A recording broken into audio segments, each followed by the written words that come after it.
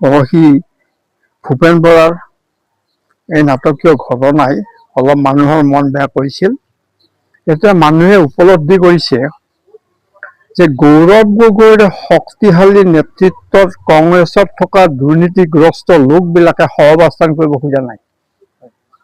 কাৰণ তেওঁৰ নিকা ভাৱমূৰ্তিৰ ওচৰত যিবিলাকে আমাৰ কংগ্ৰেছ দলক ক্ষতি কৰিছিল, ভূপেন বৰাৰ নিচিনা মানুহে, যিবিলাকে আজি বছৰ বছৰ ধৰি হিমন্ত বিশ্বৰ এজেণ্ট হৈ আছিল, সেইবিলাক লাহে লাহে চিনাক্তকৰণ হৈছে আৰু সেইবিলাকে স্বাভাৱিকভাৱে দল এৰিব।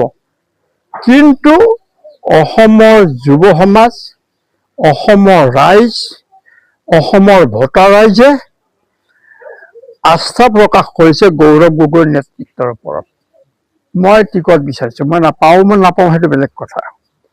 কিন্তু মই ভাবোঁ, মই বিভিন্ন ঠাইত ঘূৰি আছোঁ, গৌৰৱ গগৈৰ প্ৰতি মানুহৰ যিটো আস্থা, মৰম, স্নেহ, এইটোৱে কংগ্ৰেছক শক্তিশালী কৰিব, কংগ্ৰেছক ক্ষমতাত অহাত প্ৰত্যাৱৰ্তন কৰাত সহায় কৰিব। আৰু বিজেপিটো হৈছে এটা দুৰ্নীতিগ্ৰস্ত মানুহৰ গ্ৰুপ।